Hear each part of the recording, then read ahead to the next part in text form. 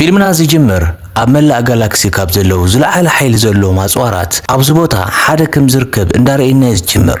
منجوك هبي كم زخنا ويدما كميلو كم زمزة زفل سبيلن انت خونا جن ازوم عسرت خاتمات ويدما تين رينجس نتزون نوم سب زل أهلماوي هوتن حيل أملا خمزهو حيالات مسارحيوم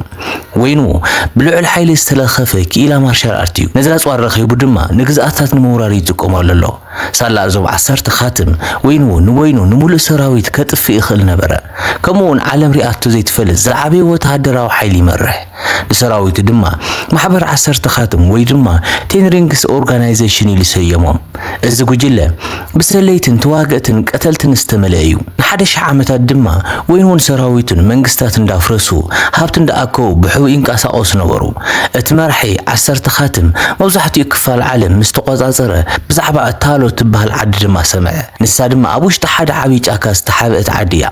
بمسرة آفة تاريخ تالو أزيوم زوجنو أفترتها زحازت كوينا كاب أمالختي زمسة قد مارشال أرتس اللو مامدو حيالات تواقعتونا اللوة سلطان نزوت أميو وين وقن نزع حدك رخبان كوران والسنة كسل اللوة ولاكو حساب تقربو اتعبي زوخنا مراحقن كيدهم نكوري إزز دحرقات ردما وينو نحلوتن تالو نمدلاي نابت عبيج أكاياتو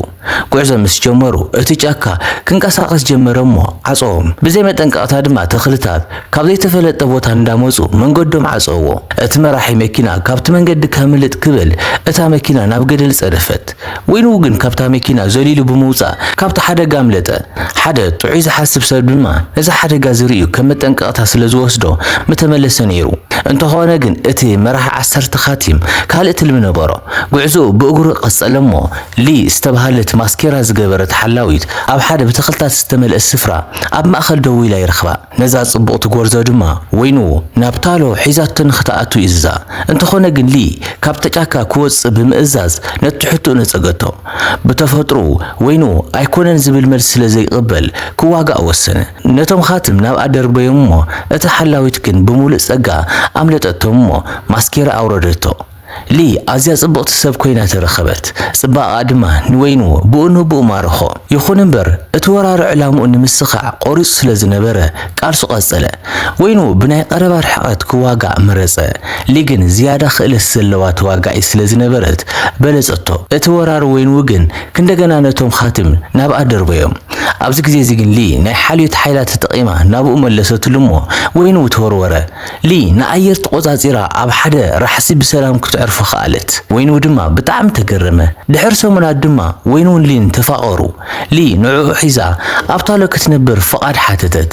ሽማግለታት ዓዲ ግን ንወይኑ ስለዘይፈቕድሉ ሊ ነታ ዓዲ ገዲፋ ክትወጽእ ተገደደት እቶም ሰብ ሓዳር ሰላማዊ ህይወት ይጅምሩሞ ሻንግቺ ዝበሃል ወድን ከምኡውን ሻሊንግ ትበሃል ጓል ክልተ ቆልዑ ተወለዱ ገና ካብ ንእስነቶም ሊ ንሻንግቺ ብዛዕባ ታሎን ነቲ ህዝቢ ሓይሊ ዝቦም ድራጎንን ተዘንትወሉ ነበረት ንደቃ ክልቲኦም ኤምራልድ ዝሕብሩ ድሪ ወይ ድማ ኔክላስ ትህቦምሞ ጠፊኦም ከለው ናብ ገዛ ዝመርሑ ምዃኑ ትነግሮም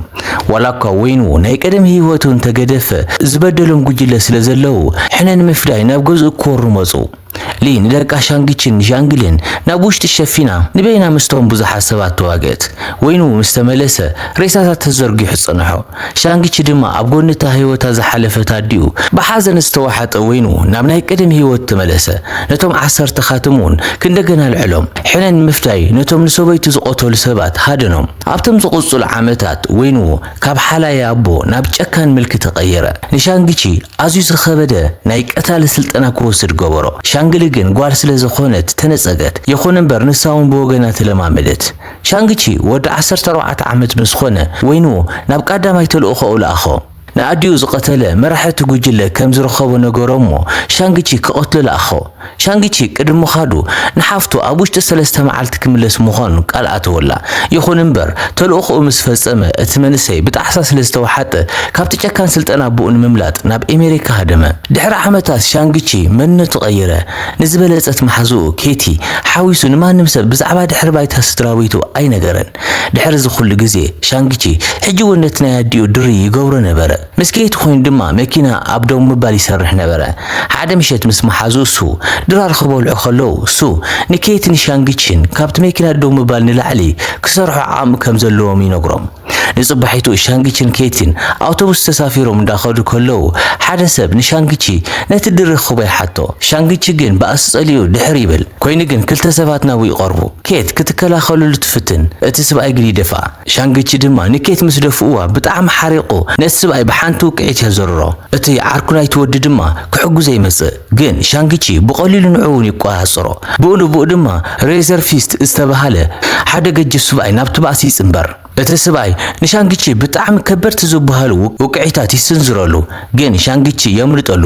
ኣብቲ ግዜ እቲ ሽፈር አውቶቡስ ሃላዋት የጥፍእ ሻንግቺ ናብ ቅድሚት እቲ ክፋል ናይቲ አውቶቡስ ይጎይሞ ንኬት ክትዝውር ይነግራ ሬዘር ፌስ ግን ደድሕሩ ይስዕቦ ሻንግቺን ኬትን ግን ነታ አውቶቡስ ደው የብልዋ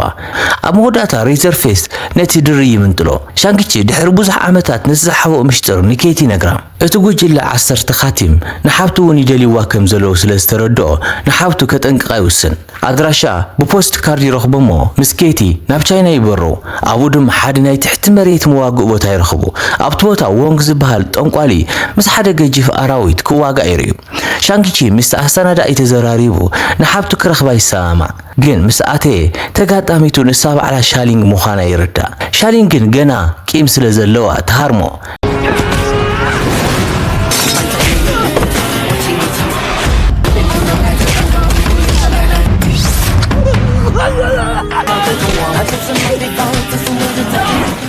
ድሕርቲ ቃልሲ ሻንግቺ ንሻሊንግ እቲ ጉጅለ ንድሪ ኣይደልይዎ ከም ዘለው የጠንቅቃ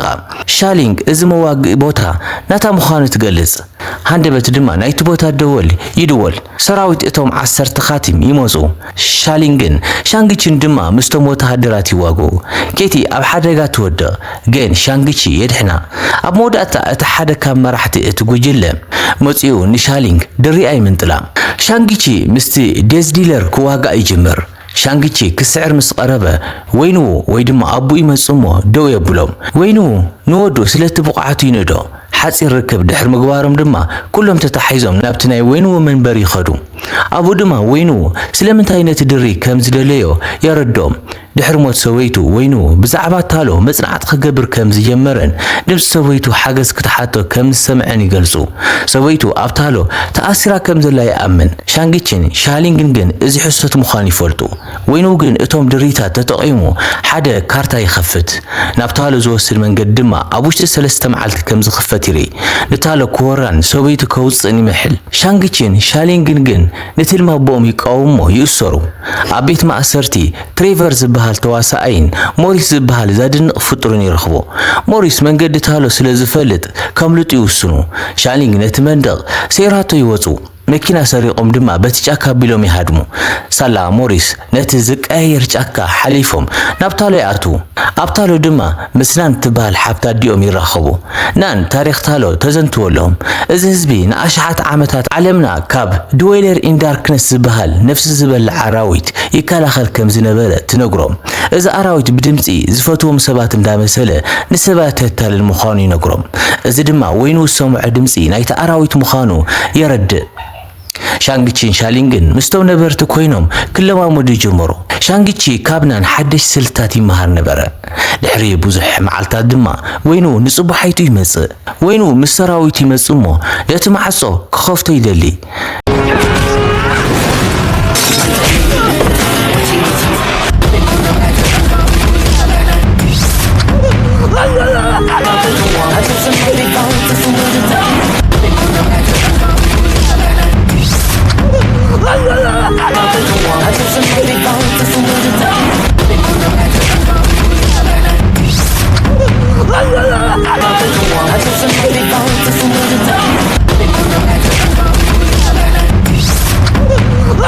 I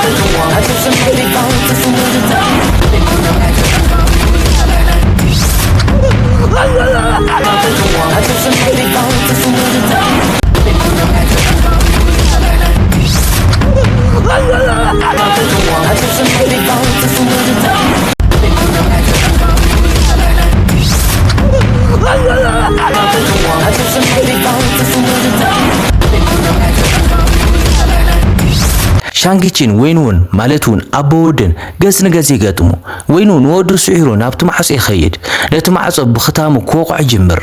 እዚ ድማ ነቲ አራዊት ማለቱን ድዌለር ኢን ዳርክነስ ሓይሊ ይህቦ ሻንጊቺ ክንደገና ይመጽሞ ሙሳቡ ይዋጋ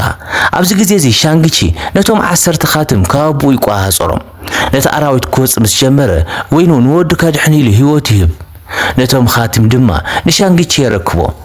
እቲ ገጅፍ አራዊት ድዌለር ኢን ዳርክነስ ይወጽእ እቲ ዓብይ ድራጎን ናይቲ ዓዲ ድማ ሞጺ ይሕግዞም ሻንጊቺን ሻሊንግን ምስ ድራጎን ኮይኖም ነቲ አራዊት ይዋግእዎ